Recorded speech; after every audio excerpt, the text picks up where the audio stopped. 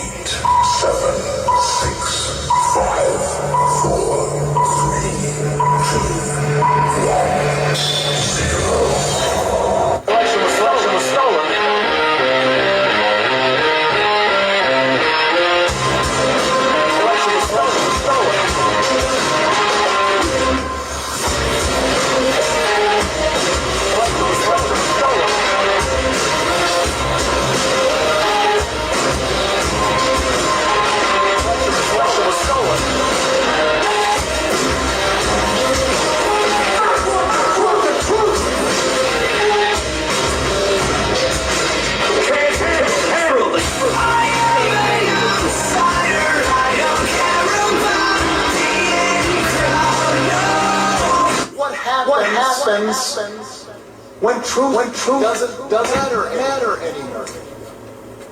Good morning, everyone. This is The Outsiders. I'm your host, Sean Sims, and I'm here with my exquisite co-host, Kim Banks. Good morning. First, I would like to start off. I had a really nice Thanksgiving. I mean, my wife and my mom, they cooked up a storm. It was delicious. I'm sure they did. And the turkey and the ham, and I hope everyone enjoyed their Thanksgiving as much as I did. I did. I mean, I really had a great time. And the thing I like most about Thanksgiving is, of course, the food is outstanding, but it's finally being with family and all of us being under one roof. It's just, and my family, we have a ball. We play games, we cut up, we act a fool. It just, it's what I live for. Well, we had a very nice Thanksgiving and the food was delicious. And I watch my football because I love watching football. Thanksgiving and football, I mean, that's a family tradition. Mm-hmm. And back in the day, the cousins and I would play football before the meal and throw the pigskin around. But that's fun. I really enjoyed it this year. What we're going to talk about on this program, first we're going to have a special guest, Zulieka Baysmore. She's going to be our special guest, and we're going to discuss the scuttlebutt regarding the Baltimore City Council and their new pension package. Also, we're going to go over this monkey business with the skate park in Easterwood and who is blocking the once... I mean, it was approved to go ahead for the park. Exactly. Definitely. And the positive effects it will have on the community if this blockage is cleared up. Well, we've got somebody blocking the works, messing up the works. So we're going to talk about that, and we'll be going into towards the end of the show, a more international flavor on this show. I want to discuss the effects that, and this affects all of us on the inner city, county area, the farms, rural America, and that is what's going on with the BRICS nations and the dollar, its power on the world stage, or lack thereof. So we're going to touch on that as well. But first of all, I have to make a correction. I have no problem. I mean, I'm a research machine. I research. And in doing my research, I did say something last week in regards to Donald Trump and being the first ever to win an election, lose it, and then win again with his ego. Actually, he would be the second person to do it. He would be the first a Republican to do it, but the first president to actually win, lose, and win again was good old Grover Cleveland. Grover Cleveland, he was a Democrat, and he was elected in 1884, defeated in 1888, and won in 1892. And Grover Cleveland was the actual 22nd and 24th U.S. president. But Trump would be making history by being the first Republican to ever accomplish such a feat. So, what do you think the odds of Trump doing that are? What do you think the odds of him going all the way? It's not going to happen, Sean. I know you cringe at the name. It's not going to happen. Donald Trump. Okay? I am speaking to the universe now. So do you think the odds are better for Larry Hogan getting the Republican nomination or for Trump winning the presidency a second time? What chances do you think are better of happening?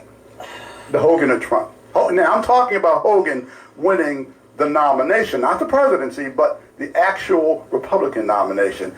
Governor Larry Hogan, do you think it's a better possibility of Trump taking it all the way in or Hogan winning the Republican nomination for president? I'm going to say, yeah, it is interesting. Concept. It just popped into my head. Maybe because of where my head is at, I'm saying Hogan getting the nomination is more likely to happen. I don't know about Rock. What do you think? Do you think Hogan? There you go with that. Yeah, we're going. You're part of the show, bro. Don't sit over. Hey, this is our engineer. Rock. Don't just think you're going to sit there. I don't want either one of them to get the nomination. Yeah, I know, right? But if you have to take one of the two evils, It'll be Hogan. yeah. Okay, but I'm not asking what you want. I'm asking what are the odds that you think would happen. And be honest now. What chance? I think Hogan has no chance of getting the nomination. Zero. And I think Trump would get it because he's easier to control. Even though they consider him to be a rebel and they always tell him he did what he wanted. He did what they wanted him to do. No matter how idiotic we think he was, he brought some open doors for some people in this country that wouldn't have been there. He allowed racism to be publicly placed in people's hearts.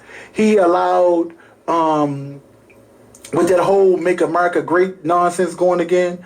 I mean, so it's enough of those radicals that will put him back in office. We got to do our part to make sure he don't get back in office. Preach.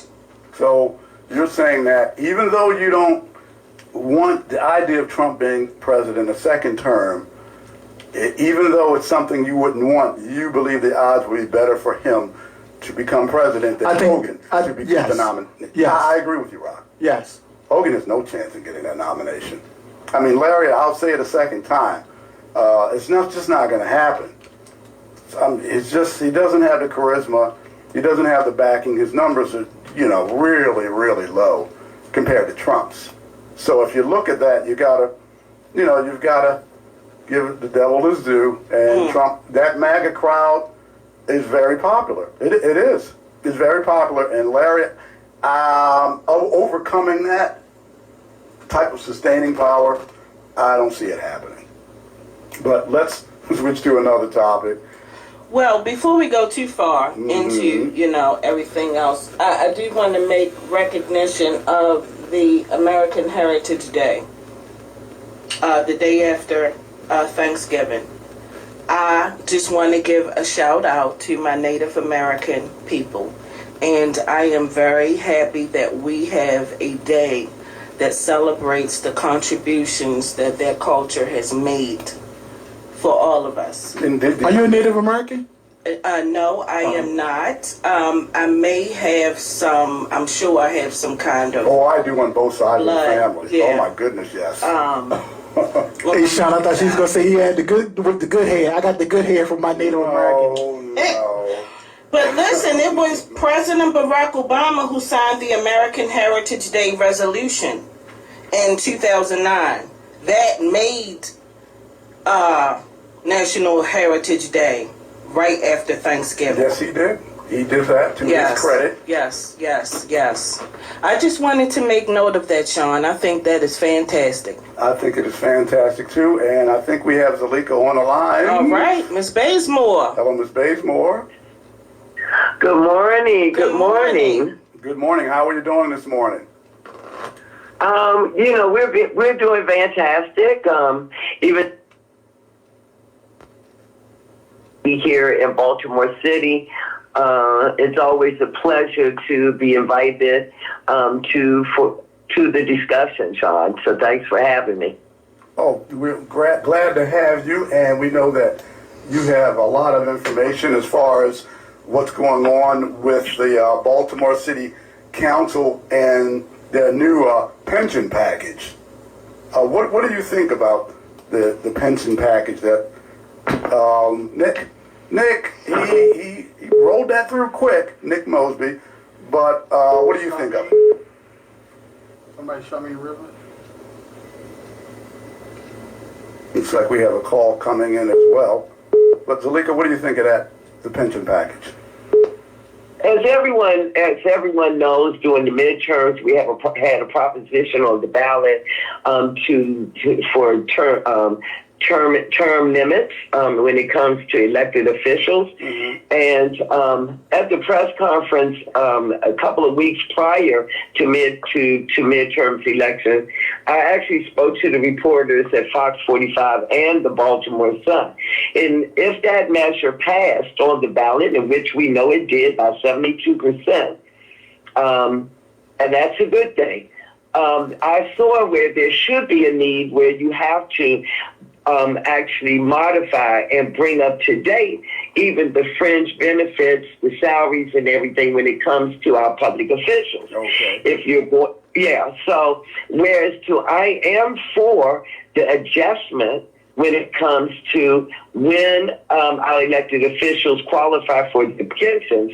I've been in the financial industry over 40 years, so I understand how important those pensions are to everyone. And in a city that is comprised of about 43% of the population working part-time jobs, some people working 2 and 3 part-time jobs, pensions are important. So even though the timing was off, I would have waited until January 25th when the new members are brought on board before I introduced the readjustment of the pension. The second thing, but that's neither here nor there, it's passed. Mm-hmm. The second thing is I would challenge City Council to actually readjust our emergency response team and fire department, where you bring that back down to 20 years versus them passing in 2010 to extend that out for 25 years, because we want to keep everything equity. If we want to talk about this new hot button word of equity, we have to also talk about equality. So it has to be fairness across the board. And with Social Security slated to end in 2036, in terms of that trust fund, everyone needs to be looking at making sure you're participating in a pension fund, a 401k, or whatever type of individual retirement account you deem in order to make sure you're preparing for retirement. So I disagree with some of our colleagues and some of our voices here in Baltimore making one to put out there that on the next 2024 ballot, where you deprive the city council and elected officials of a pension. You have to readjust it. And that was the appropriate thing to do. The timing may have been off, but it was appropriate. And I want to educate people a little bit about how pensions work. It's not going to cost the taxpayers or the city billions of dollars right now, no matter what some of the critics are putting out there. That's simply not true. What happens is you vest it, and then once you reach 59 and a half, you can then start drawing on your pension on a monthly basis without penalty. But when people are now only going to serve no more than 8 years, they needed to adjust that. It was the fair thing to do. If we want to keep in line with equity, then we want to make sure, and even when it comes to equality, that everything is fair across the board. Well, we're speaking with Zulieka Baysmore, who ran for the 40th District Delegate office, and I'd like to add something to this. Did you know that as a member of Congress, I'm going to speak about them, their eligibility for a pension at the age of 62, and they can start receiving that at 62 with 5 years of service, as opposed to the new term limits where it would be 8 years of service for the Baltimore City Council people. And members are eligible for a pension at age 50 if they have completed 20 years of service and at any age after completing 25 years of service. So that's how it works for Congress. 5 years of service, 62, you start collecting. So you got to look at it in the situation as far as how is that going to benefit the city in drawing in quality people to run for office. That's another caveat no one's really looked at. What type of people are you going to draw in to run for office, quality people? Because you may have people out there who they can get the job done. You have good people. The problem is getting through the cycle, the electorate, and getting elected. Right, Armstead? Wink, wink. Now, so that could be an issue as well, but you want to draw in quality people. Am I right? Zulieka.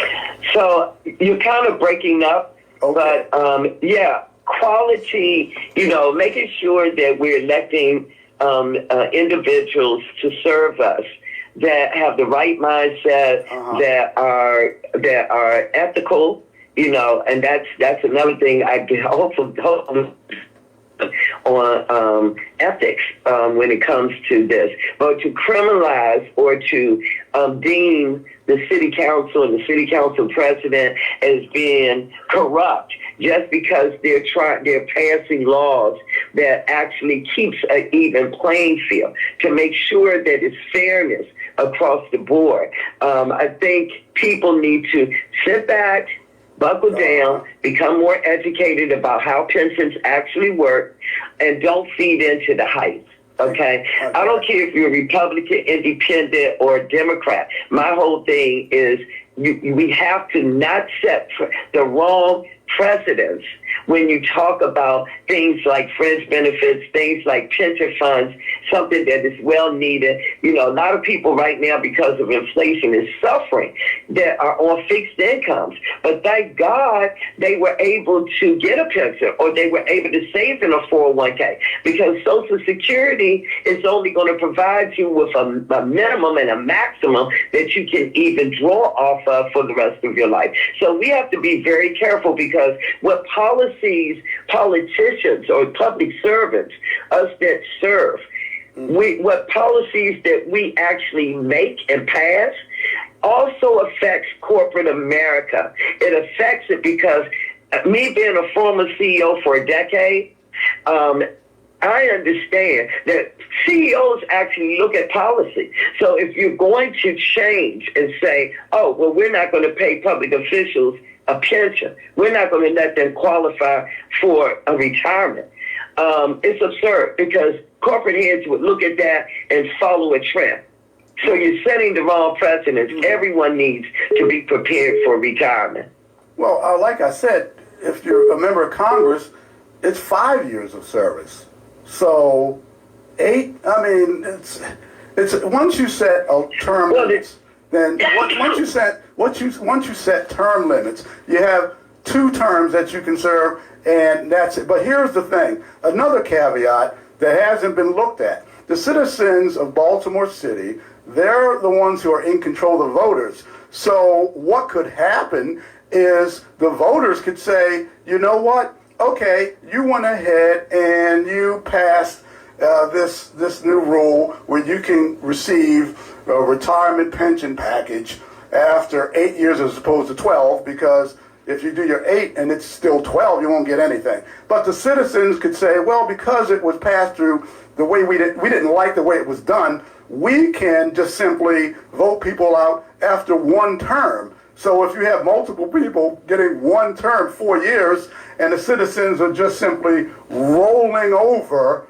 council people every term, then guess what? You won't get 8 years, because the citizens are voting people out after 1 term. You see where I'm going with that? Well, right. So let me just say something about that. This is why, Sean, that I don't like how politicians play games with us, the people, because they will take an issue And yeah, their initial intentions is to pass something or to put something on the ballot that is fair.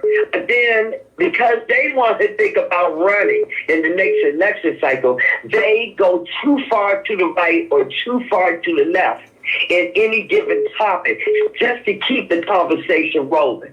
Well, How about this? Okay, I'm just going to be real about how politicians play this game. They'll get people that are well respected in the community to go along with it. Then all of a sudden they go too far to the right or to the left with it. Just like this instance, when you got people like Giovanni Patterson out there and people like Bob Wallace, who ran for mayor, out there now saying, "Oh, well, we don't want, we're gonna, they're being corrupt by passing this. They're being corrupt. They're being self-serving." I don't like those games because it's not about that. Let's talk about people that are really committing ethical acts, or that are really doing something criminal, that are really setting policy and then taking it back. Okay, just like today we're talking about the skateboard park and millions of dollars that's involved. Zulieka, we got another caller. Okay, just hold on just a second. We're going to bring somebody else in on this conversation. You got him in? You got him, Rock? Yes. Okay, hello, caller. Hey there. Hello, caller. Hello. Hello. There. It dropped. That. Okay, Marlo, if that was you, because I believe Marlo Hargrove was going to call in. Lost both of them. That was who was. Oh. Well, what we were going to do is we had Marlo Hargrove of F.A.C.E, the organization, to call in, and Zulieka. So we're going to see if we can get Zulieka back and Marlo on. This is the first time the Outsiders has done. We're trying to do a double dip here. Multitasking here. So it does make good sense in a business decision to, if you're shorting the term 2-year term and you limit it, and you have 12 years where you can get a pension, now you can only do 8 years. All right, they both did. Okay, we have them back. Yes. Hello, Zulieka, Marlo. Marlo. There you go. Hello. Hello, how's everyone? Okay, there we go. We got them in. Great. Good. Happy, joy for this wonderful holiday. Thank God we was able to see it and still making it through. That's right. Amen. And then get through this COVID business so people can get together for our holidays. And actually, Marlo, Zulieka, and the Outsiders, we were discussing the situation with the pension package, and we're also going to be talking about this monkey business with the skate park in Easterwood. They're actually having a rally at 12 o'clock today. I believe at Doc Cheatham's location. Exactly, Helen, Matthew Henson. But what's going on with the skate park business in Easterwood? Who's blocking this? What's going on? Well, we're talking Baltimore City being in a crisis that we are acutely aware of. So there could be several people that's blocking it. However, there's great people trying to expand the work that's being done here in Baltimore because it's greatly needed. So, the key players know, and again, we know it's all a systematic business around the globe here, and especially in Maryland. So to say who's blocking it, we're going to continue to fight, people such as myself and people such as you all, to see that we can have a better and safer place for Baltimore and the residents that live here in this wonderful city. Well, Zulieka, what do you believe is going on with this skate park business? Okay, I base things on facts. So I'm gonna put out there to the public what the facts are at this particular time. They have spent a couple of years. The National Skateboard Association with Stephanie, she's the leader. I think she's the director of that organization, alongside Doc Cheatham, the Henson Community Association. A lot of youth have been involved with the process.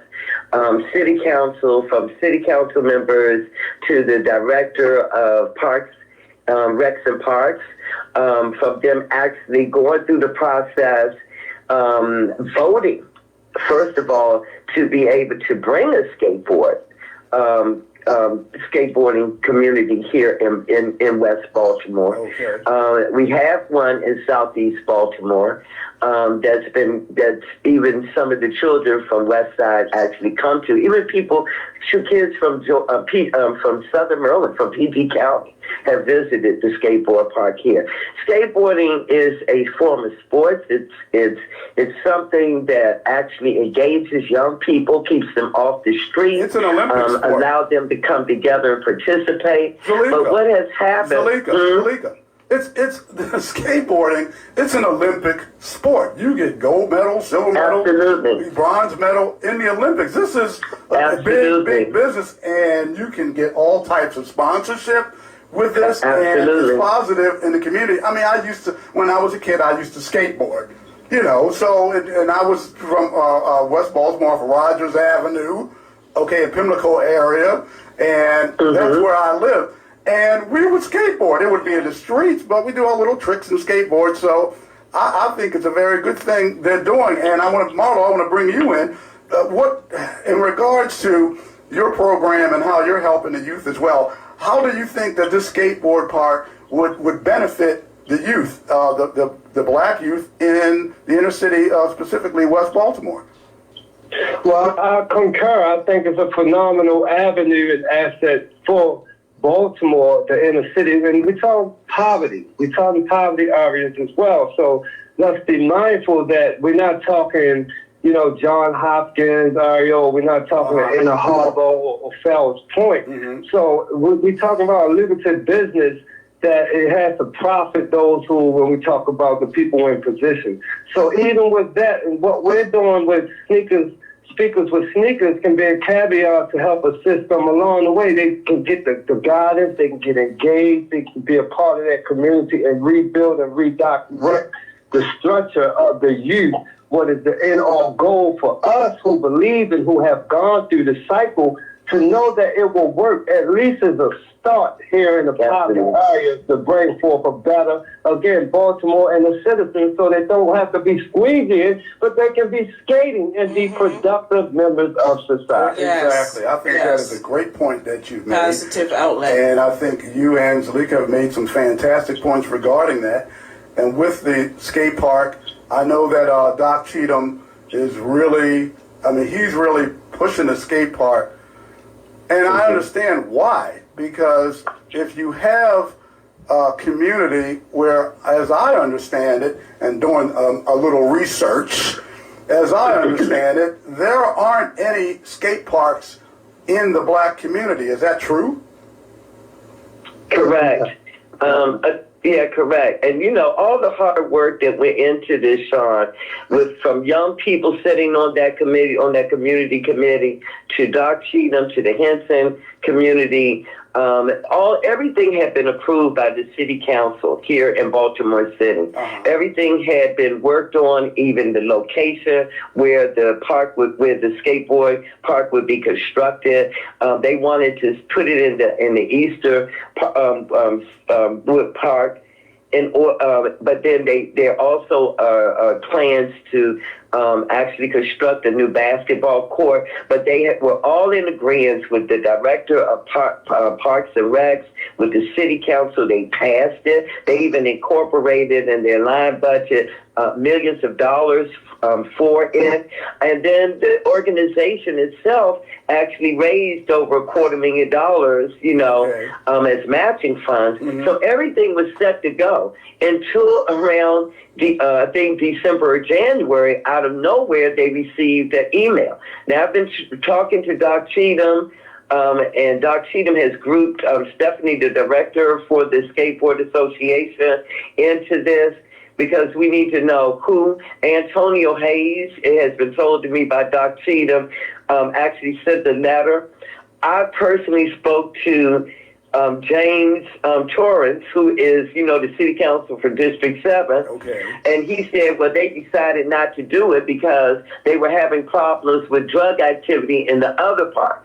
And so how can you just stop something abruptly like that without bringing all the parties together and talking about maybe new issues that you feel are going to come up? Because that's something that can easily be resolved, and it's already been voted on. So I don't know how Antonio Hayes, I know he's the Senate, I know he's responsible for passing funding that comes into the city, but once that funding has been passed in the city council, other grassroots organizations and the mayors come together and they vote to approve something, we can't allow things to change by one person overstepping their power. So let me Especially understand. when they get in the funding, the funding hasn't gone back. Somebody got the funding it's accountable for. This is what programs and schemes are what designed for, to reduce the crime rate. But if they have nothing to do, then the crime rate is going to continue and it's going to increase. Well, with the funding, I believe with state funding that comes in to the city, that Mr. Hayes would have control of that, and if it's funding coming directly from the city, now correct me if I'm wrong, but since he's a state senator, doesn't he have control where he could block state funding but not city funding, or how does that work? Ooh, let me tell you how that works, Sean. The bottom line is the state Senate and the House of Representatives, they vote on certain funding for certain agencies or to come into the city or and the surrounding counties. Once they vote for those funds, of course, they may come back and see something has been passed on the city level, on the local level. The mayor has approved it. City council has voted on it. They've approved it. They've entered it into their line item for that fiscal year's budget, and everything is a go. Okay, you can't start setting a precedence where you have a sitting senator that have already passed the entire budget for the city to come back and now try to take back the funds or stop the project, because it doesn't appear that they're taking back the funding, because the overall general funding that comes into Baltimore City is then looked at, allocated.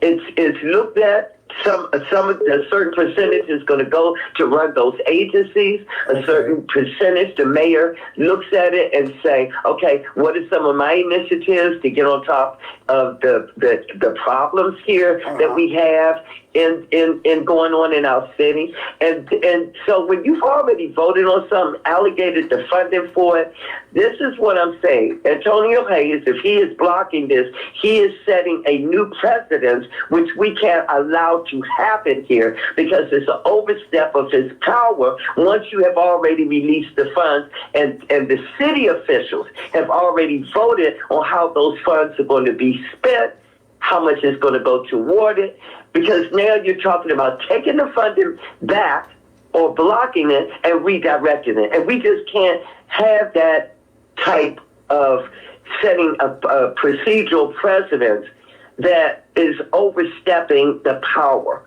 and how those fundings. They were right to vote for this. The community wanted it. The young people worked hard with grassroots organizers to get it done, the work done. This is going to lower, as Marvin said, it's going to lower the crime rate amongst our youth here in the city.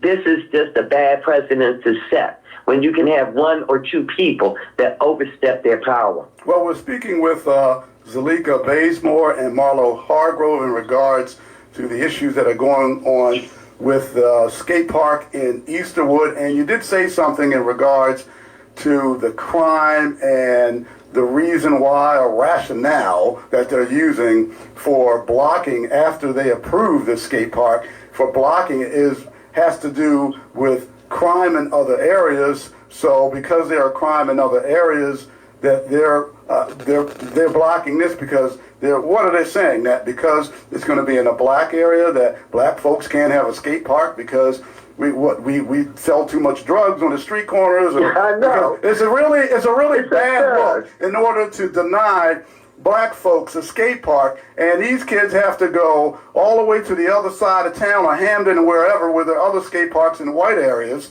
and then to say as a black person, well, we're going to deny you this because it looks like basically there's going to be drugs there. What you're insinuating is that black folks can't have nothing because they sell drugs. Wow. And I mean, that's what you're insinuating. That's what you're saying. Marlo, what do you think of that? I think it's ludicrous. To be quite honest, I believe it's ludicrous. However, this is a whole nother topic that now up in the more dominant area, which is still in that zip code, 21217 is the most highest rate of incarceration in the city of Baltimore. We're talking about the Freddie Gray area as well. And it is more worse now than it was when Freddie Gray was alive before the riots.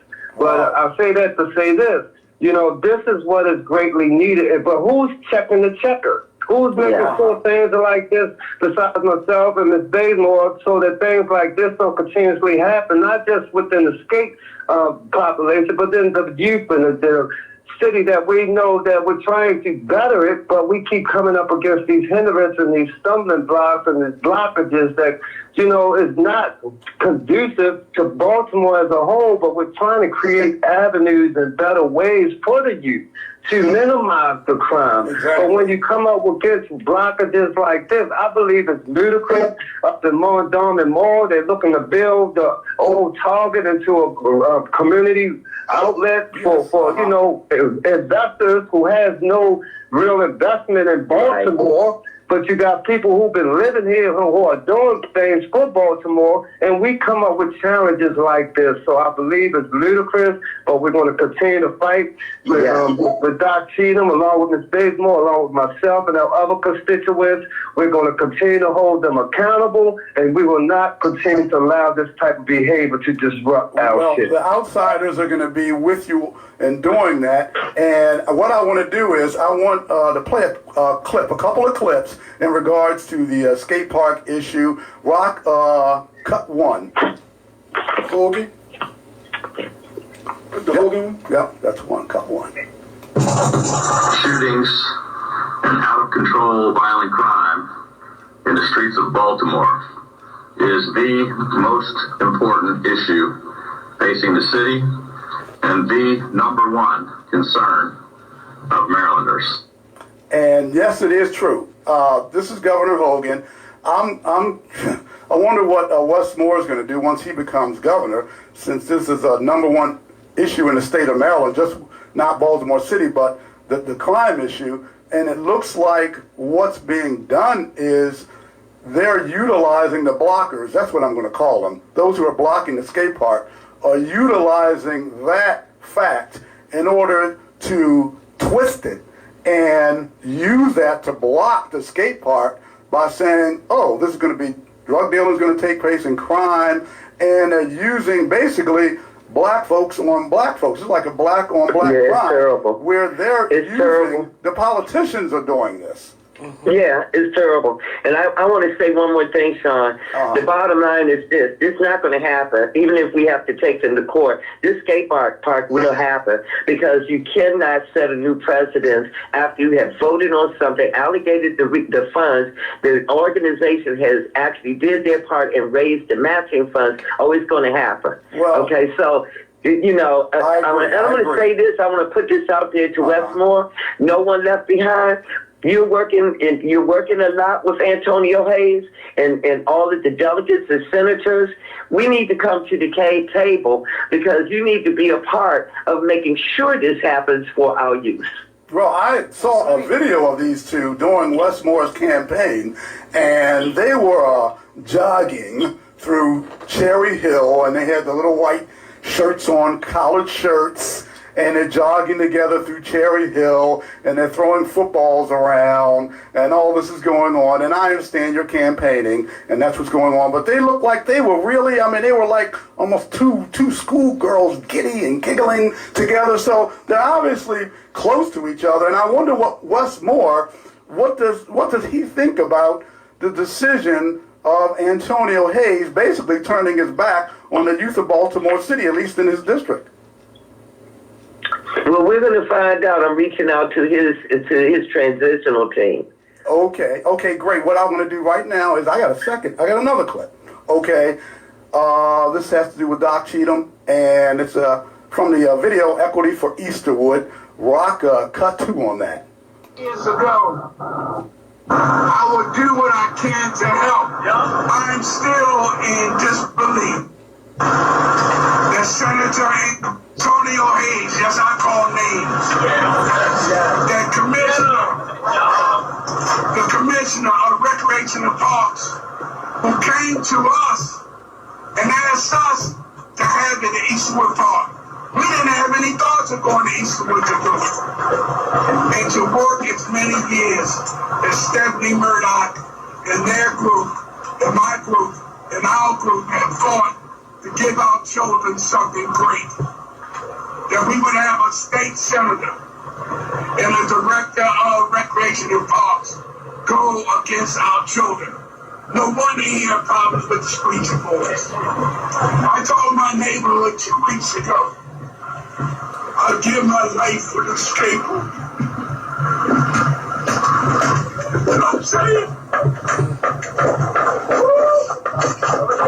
I'm trying to say that we can't fight for our kids. Who can we fight for? He's right. Wow, If you can't fight for the kids, then who can you fight for? This is what the Italians would say is disgrazie. This is a disgrace.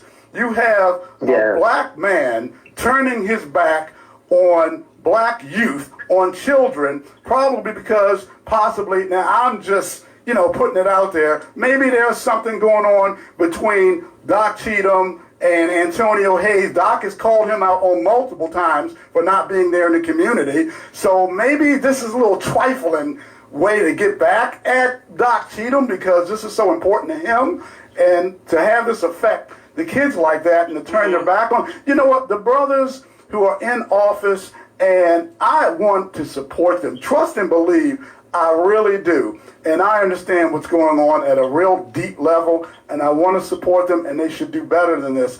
You should be better than this, Antonio Hayes. You should be better. As a matter of fact, what I'm going to do is, because you've been a bad boy, I'm taking away your man card. I'm taking your man card. I'm taking it from you. Okay, I have it now. If you didn't heard, then you heard. I'm taking his man card because this is one of the most unmanly things you could possibly do. And then his black to your card. own. His black card too. It's revoked. I want him to be better than that. Antonio, listen to me. Okay, I don't know what you're doing. Put down that donut. I saw you in the video with Donnie Glover. He was on a video with Donnie Glover, and they were talking about some issues. And I'm going to tell you what I saw on that video. They're talking about some issues. Anyway, he has this glass. It's a clear glass, and it's orange juice or something that seeds at the bottom. And Antonio, during the talk, proceeds to drink this liquid, and then does something that made no sense, because I'm doing the research and we find out what's going on, and he starts drooling in the glass. I mean, like slow motion. You know how a baby drools and it comes out slow motion? This was disgusting. I'm like, wait a minute, what are you doing? And Antonio, listen to me.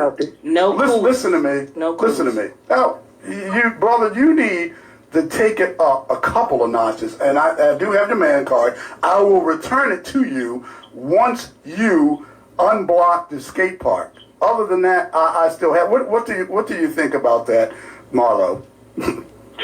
Well, you said but this is not being facetious, but you said a mouthful.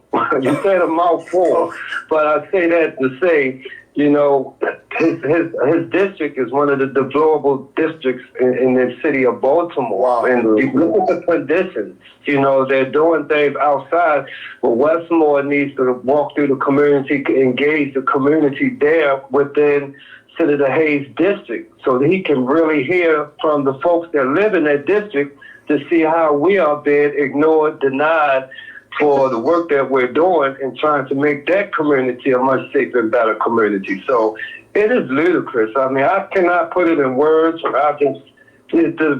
The track record, the evidence speaks for itself. You just walk through the neighborhood and see in that district what's going on. Well, what I want to do is, Antonio Hayes, we're talking about this guy. I have an audio of Antonio. Okay, go ahead and cut 3 on that. We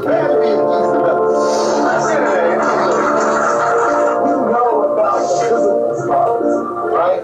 So we know if you get a cut, you go to the hospital, you get a Band-Aid on there, but we often don't know about the invisible scars, the scars of mental health that permeate our community. And so I am so honored to be here today to celebrate the Healthy Healing Village that is going to deal with those invisible scars that affect our community also often and create barriers to those to be successful. Well, here's a barrier you're creating, Antonio. You're creating barriers for the black youth in your district. I mean, I'm listening to this guy, I'm like, oh my goodness, the hypocrisy. They're talking about creating barriers and then scars being healed. Don't you think you're scarring these kids up for what you're doing? I mean, practice what you preach, bro. He is such a joke. And can I say one more thing pertaining to this? And I'm going to go because we have the rally. Okay.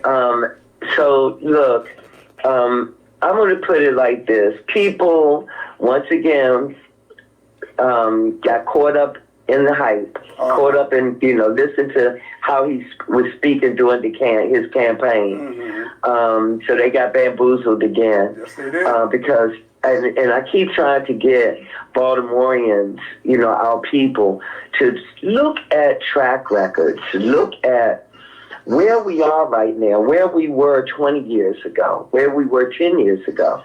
And you look at those elected officials that have been in office like Antonio Hayes, like Frank Conaway, has been there 16 years as a delegate. Antonio, I think, has served, this is his 3rd term, if I'm not mistaken. I looked and studied these individuals' voting records. They had a 4% voting record that you could get out of 100%, and it's sad because when you look at 4%. Was that 4 when you or look 40? at Is that 4 when you or look 40? at it's Zulieka. deplorable. Zulieka. When you look at this district, when you look at Kennon North, when you can look at their handiwork, which is zilch. They have done nothing to invest, to upgrade, to get on top of the problems here in the 40th district. And it's really time for true change. I'm going to be on them like fire up under them for the next 4 years because they need to go. And we definitely need to pass the proposition. So this is where I agree, even with Giovanni Patterson. We need to have a proposition on 2024's ballot for having the power, we the people, to recall people that are in leadership positions. Right. Yes, we should have that recall power. The citizens should have recall power because you get into office, you've got that 4-year term, and you can act a fool. You can, for 4 years, and no one can do anything because you have a job where you can't get fired if this type of performance was to happen in the corporate world. And Lord knows I want our people to perform better. Yeah, but we need to find people who can put their energy better. into that instead of trying to get rid of the pension fund. Really, put their energy into something that matters, which is recalling. Well, I agree wholeheartedly, and with what's going on here, I mean, it's outrageous. Give the youth, our black youth, something to do, to talk about basketball courts. We got we got basketball courts all over the place. And in this video with Equity for Easterwood, I'm gonna make a comment on something I saw in this video. And again, it's just a classless act by Antonio Hayes. Stephanie Murdoch went to shake his hand, and he was going into, I believe, the Henson Center, and she stuck her hand out to shake it, which was a class act by Stephanie, and he just ignored her, walked right by. Doc Cheatham was standing right there, and didn't even shake her hand. I mean, between the drooling in the glass on the video with Donnie Moore's show and not shaking the hand. I mean, this is not a good look at all. He's for a state childish. senator. He's childish. I mean, And why is he so upset that you can't even shake this woman's hand? Why are you so passionate about going against her? It does make you wonder. I think it's I think it's with him and Doc Cheatham. Exactly. It does That's make what you I wonder think. what's really happening. I'm gonna lean towards that as what's going on. I mean, I'm gonna dig a little bit more, but we have been at events, Kim and I, and Doc has taken not only Antonio but others to task who have not shown up in the community, in his community, and he did rightfully so. So maybe there's something going on with that. And I love that he does that. I love that he calls out people who are not owning up to what they said they were going to do. No, Hold them accountable. He said, I don't have a problem, naming names, and neither do I. I have no problem with taking away someone's man card either. I've done it before in the past. You're not the first, Antonio. Yes. Sean, yes, can I know this is off topic. I was telling you last night about Dr. Manning, about the Dr. Sarah Manning, who actually spent 40 years working to help the homeless, help to house our seniors. She's worked a lot with Doc Cheatham and various even John Hopkins and the Department of Housing here in Baltimore City. She's experiencing a crisis right now. Belvedere Wheelchair Service Providers, Christina Flowers, one of the top homeless advocates here, has actually helped her and her family. There is black mold so bad where the courts and the inspectors have condemned the home that she was renting from a landlord. Wow. And this landlord is a slumlord. So I want you to take a moment to just put some information out there to your listening audience where they want to help out to make sure that wheelchair service providers is able to continue to help while they're looking for permanent housing for Dr. Manning. They can actually email Christina Flowers at, and I'm going to get that information and put it out there because they've got to make sure that they can keep them in the hotel Monday. So that information is they can either make a donation to Cash App $ Real Care Network. That's $ Real Care Network. Okay. Or they can call if they want to help out with the hotel and call Christina Flowers or email her at cflow, that's CFLOW 32 at gmail.com, or phone number is 410-365-5567. I want to thank you, Sean, once again, and Kim. You guys are doing a fantastic job. I love the outsiders. Oh, thank you. Have a great week, and I hope to see you for what you do. Okay, I'll be here. Yeah. I have to jet there after the show. Marlo, did you want to stick with us for just a little bit, or did you have to go as well? Well, I have to go as well, but I do want to say this to you as well, Sean, Ms. Kim, Ms. Baysmore, and my great friend, Ms. Christina Flowers. We will continue the good fight, for the righteous sake of those we serve. We will achieve our goal and our missions that we set out to accomplish. And I will say this in closing. As long as we don't quit, Ms. Baysmore, we win. As long as we don't quit, we win. I want to thank Doc Cheatham. my brother. Yes, I want to thank Doc Cheatham, who came out to my event where we served for the Thanksgiving holiday over 500 families. He did show up, him in the flesh, right within the District 40 and Senator Hayes' area over at the Johnson Towers over there. We served over 500 families, and we're going to continue to fight, regardless if we don't have the support. We need to create our own everything, and that's what we're going to do. Well, keep up the good fight, because that's what the Outsiders is all about. We're all about getting the information out. We're on the outside, but we want to get the inside information so people can know what's going on, because a lot of people, they don't know the inside skinny. They hear what the news has out there, and they pretty much go on that. But with our show, The Outsiders, we dig deeper. And they're trying to wear us down. They are. But like you said, Marlo, we just will not give up the fight.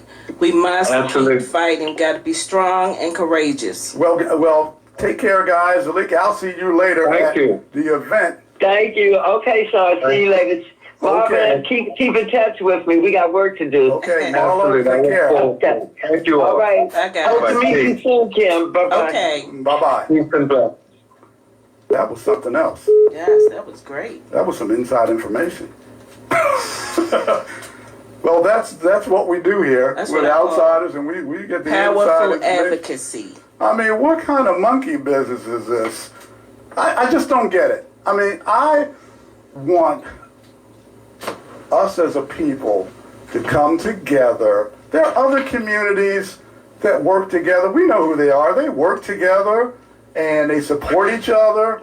But to insinuate, not even an insinuation, basically saying, well, you can't have a skate park in Easterwood, and this is coming from black folks, because there's going to be drug dealing here like there's other places. So we're just going to, we're going to send a little email and block it. I still want to find out what's going on with the state funding and the city funding. I'm going to dig a little deeper on what's going on with that business. But we just can't continue to set our youth up for failure and then say, see there, you failed. Exactly. It is just so ignorant. And it's just cruel. Like the Italians say, it's disgrazie. It's a disgrace what's going on. And for our people, disgrazie. Our people I have need to practice that. to perform better for our own and stop stabbing our own in the back, especially the youth, the kids. Come on, my own. I mean, stop doing it. Perform better. I mean, that's a coward. That's a coward that stands on top of a child. Come on now. Perform. You can do better. That's a vulnerable person. Vulnerable people, and we're gonna continue looking at this matter. So the outsiders, we're not gonna let this go. And again, Antonio, I've got your man card. I'll give it back to you when you stop blocking the skate park at Easterwood. When you show up and show out. And show up as well. Get it back. Yeah, that's a two-pointer. And show up as well. So I want to segue out of that into what I was talking about earlier, where we're going to just go into briefly a little bit of more international flavor that the show has, because there are other things that go on outside of Baltimore City, outside of Maryland, that affect us, and this is big time stuff.